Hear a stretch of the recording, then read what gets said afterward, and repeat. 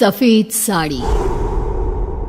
एक बार की बात है, किसी शहर में रीचा नाम की लड़की अपनी दादी के साथ रहती थी। सालों पहले रीचा के माता पिता का देहांत हो गया था।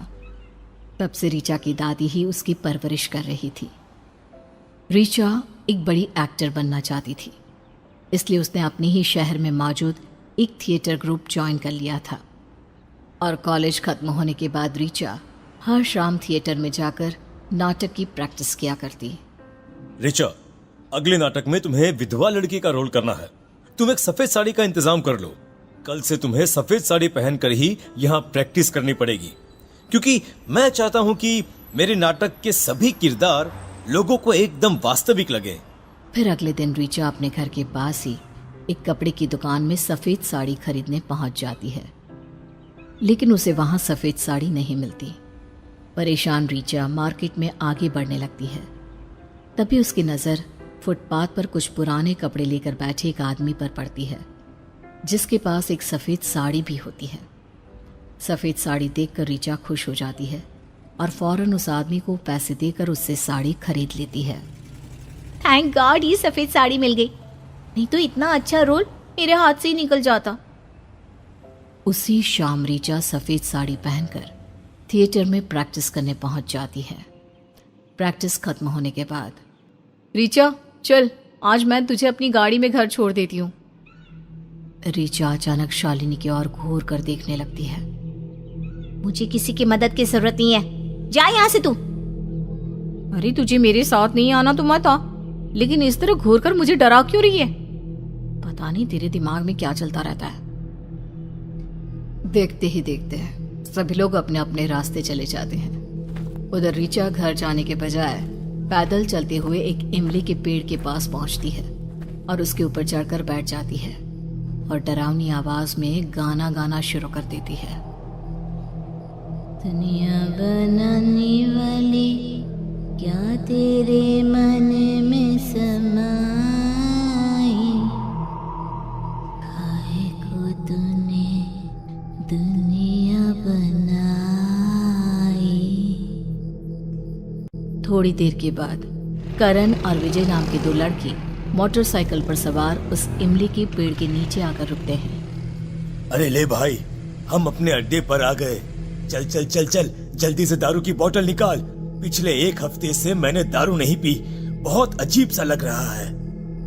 अरे हाँ भाई, मेरा भी यही हाल है। चल, आज हम सारी कसर पूरी कर लेंगे। अब वो दोनों वही पेड़ के नीचे जमीन पर बैठकर शराब पीने लगते हैं। तभी पेड़ पर बैठी रीचा एकदम से कूदकर उन दोनों के सामने आ जाती है। अचानक सफेद साड़ी में रीचा को अपने सामने देखकर करण और विजय के होश उड़ जाते हैं। अरे ये क्या, ये लड़की कहाँ से आ गई? अरे कौन है तू? इतनी जल्दी भूल गया है मुझे? ठहरो, अभी पता लग जाएगा मैं कौन हूँ। बेकार की बकवास मत कर। देख, हमारा पार्टी टाइम है, तो हमें डिस्टर्ब मत कर। चल जा यहाँ से, निकल। लेकिन रीचा अपनी जगह से टस से मस नहीं होती। ये देख उन दोनों को बहुत गुस्सा आता है और वो दोनों अपने बैग से चाकू निकालकर रीचा को डराना शुरू कर देते हैं। देख, मैं तुझे आखिरी बार समझा रहा हूँ, यहाँ से चली जा, वरना तेरा अंजाम बहुत बुरा होगा। तू हमें नहीं जानती, हम दोनों बहुत खतरनाक हैं। विजय ये बोल ही रहा होता है कि तभी रीचा उसे पकड़कर हवा में उठा लेती है और पूरी ताकत से जमीन पर पड़े पत्थर के ऊपर पटक देती है। अरे हाय हाय हाय हाय, अरे मर गया। अरे अरे कोई बचाओ, मुझे बचाओ। विजय का सर पूरी तरह फट चुका था। खून से लथपथ विजय को तड़पते देख करण के डर से होश उड़ जाते हैं। तभी रीचा बड़ी बेरहमी से विजय का सीना चीर कर उसका दिल बाहर निकाल लेती है। अरे अरे ये तूने क्या किया? मेरे दोस्त को मार डाला। हाँ, मार दिया। और अब तेरी बारी। क्या हुआ? आज मुझे देखकर तेरे पसीने छूट रहे हैं? पीछे क्यों हट रहा है? मेरे पास आ। करण डर से पीछे हटते हुए वहां से भागने लगता है। अरे नहीं, मुझे कुछ मत करना। अरे कोई बचाओ, मुझे बचाओ। एक तरफ करण वहां से भाग खड़ा होता है तो दूसरी तरफ विजय मर चुका होता है, जिसके बाद ऋचा वापस लौट जाती है। अगली सुबह इमली के पेड़ के नीचे विजय की लाश मिलने से पूरे इलाके में दहशत फैल जाती है। बहन, ये हमारे इलाके में क्या हो रहा है? इमली के पेड़ के नीचे उस लड़की की लाश बहुत ही डरावनी हालत में मिली है। लोग कहते हैं कि उसे मार कर उसका दिल निकाल लिया गया है। लगता है कोई खतरनाक हत्यारा हमारे इलाके में आ गया है। मुझे तो घर से निकलने में भी बहुत डर लगता है। क्या बताऊं, मैं भी इसी दहशत में हूँ। इसी तरह चारों तरफ विजय के खून की चर्चा होने लगती है और सभी लोग हत्यारे को पकड़ने के लिए पुलिस वालों पर दबाव डालने लगते हैं। उधर करण घबराहट के मारे औने पौने दाम में अपना घर बेचकर शहर से भागने की कोशिश करने लगता है। शाम को थिएटर में प्रैक्टिस खत्म होने के बाद ऋचा अकेले ही वहां से निकल जाती है। उधर करण अपना बैग लेकर स्टेशन की ओर जा रहा था। कमबख्त, रास्ते में कोई ऑटो भी नहीं मिलता, चारों तरफ अंधेरा हो गया है। मुझे जल्दी स्टेशन पहुंचना होगा। अगर वो लड़की मेरे सामने आ गई तो पक्का आज मैं जिंदा नहीं बचूंगा। करण तेज कदमों से स्टेशन की ओर बढ़ने लगता है। रास्ते में वो एक पुल के ऊपर से गुजर रहा होता है कि तभी अचानक उसके सामने सफेद साड़ी पहने ऋचा आकर खड़ी हो जाती है और वो तुरंत एक हाथ से पकड़कर करण को पुल के नीचे लटका देती है। हे भगवान, अरे कोई मेरी मदद करो। अरे बहन, मैंने तुम्हारा क्या बिगाड़ा है? अरे छोड़ दो मुझे, छोड़ दो। ठीक है, मैं तुझे छोड़ देती हूँ। अरे नहीं, ऐसे मत छोड़ना, मैं नीचे गिर जाऊंगा, मेरी मौत हो जाएगी। दया करके मुझे ऊपर खींचो, प्लीज खींच लो ऊपर। लेकिन ऋचा बिना अगले पल का इंतजार किए उसी वक्त करण को पुल से नीचे छोड़ देती है। अरे कोई बचाओ मुझे। हवा में करण की चीख गूंज कोई उठती तो है मदद करो। और वो नीचे जमीन पर जा गिरता है। ऋचा उसी वक्त पुल के ऊपर से छलांग लगाकर करण की छाती पर कूद जाती है, जिस वजह से करण मौके पर ही दम तोड़ देता है। अब ऋचा करण का सीना चीर कर उसका दिल निकाल कर वहीं सड़क पर फेंक देती है और एक डरावनी हंसी हंसते हुए वहां से चली जाती है। पर वहीं कुछ दूर खड़ी ऋचा की दादी की सहेली शांति सारी घटना देख लेती है। ये सब क्या हो रहा है? कहीं मैं कुछ गलत तो नहीं देख रही? ऋचा बेटी, पर क्यों? शांति चुपचाप ऋचा का पीछा करने लगती है। थोड़ी देर के बाद ऋचा घर पहुंच जाती है और अपनी दादी से बिना कुछ कहे चुपचाप कमरे में जाकर सो जाती है। उधर शांति भी ऋचा की दादी के पास पहुंचकर उन्हें सारी बात बता देती है। हे भगवान, ये तू क्या कह रही है शांति? मेरी मासूम बेटी भला वो किसी का खून कैसे कर सकती है? नहीं, तूने किसी और को देखा होगा, तुझे वहम हुआ होगा शांति। देख, मैं पूरे होशो आवाज में तुझसे बात कर रही हूँ। तेरी पोती ने ही दोनों खून किए हैं, लेकिन मेरी समझ में एक बात नहीं आ रही कि आखिर ऋचा ने उन दोनों लड़कों को क्यों मारा। तेरी बातें सुनकर मेरे तो हाथ पैर ठंडे पड़ गए हैं। मेरा तो दिमाग ही काम नहीं कर रहा। आखिर मेरी इतनी मासूम और सीधी बेटी ऐसा कैसे कर सकती है? तो चिंता मत कर, मैं ये बात किसी को नहीं बताऊंगी। पहले हमें ऋचा से मिलकर सच्चाई जाननी होगी।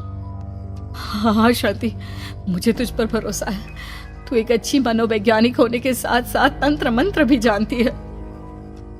फिर वो दोनों ऋचा के कमरे में पहुंच जाती हैं। ऋचा की दादी बड़े प्यार से ऋचा को नींद से जगाती है।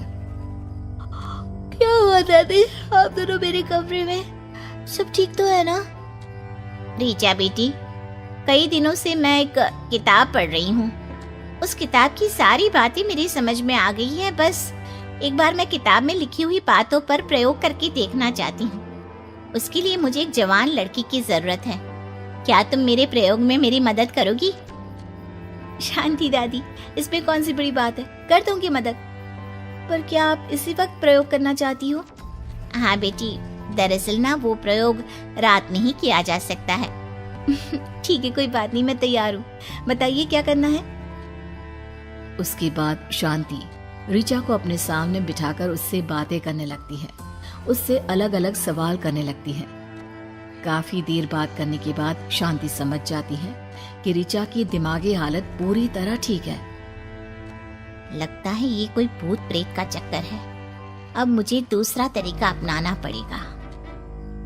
अब शांति ऋचा की आंखों में देखकर तरह तरह के मंत्र पढ़ने लगती है कि तभी अचानक एक जोरदार आवाज के साथ ऋचा के कमरे की खिड़की खुल जाती है और अचानक ऋचा के हाव भाव पूरी तरह बदल जाते हैं। मेरा शक बिल्कुल सही था। आत्मा ऋचा के शरीर में आ चुकी है। सुन आत्मा, कौन है तू और इस मासूम लड़की के जरिए तू लोगों का खून क्यों कर रही है? अब ऋचा की आंखें बिल्कुल लाल हो जाती हैं। उसके बाल खुलकर हवा में उड़ने लगते हैं और वो भी अचानक हवा में उड़ने लगती है। मेरा नाम चांदनी है। अपने पति की मौत के बाद मैं किसी तरह लोगों के कपड़े सिलकर अपना गुजारा कर रही थी, लेकिन एक शाम जब मैं घर वापस आ रही थी तो रास्ते में 3 शराबियों ने मुझे घेर लिया और मेरे साथ जबरदस्ती की और सब कुछ करने के बाद उन्होंने मुझे मारकर वहीं जमीन में दफना दिया। मेरी मौत के बारे में किसी को कुछ पता नहीं चला। उधर मेरी गैर हाजिर में मेरी पड़ोसन मेरे घर से मेरा सारा सामान चुरा कर ले गए।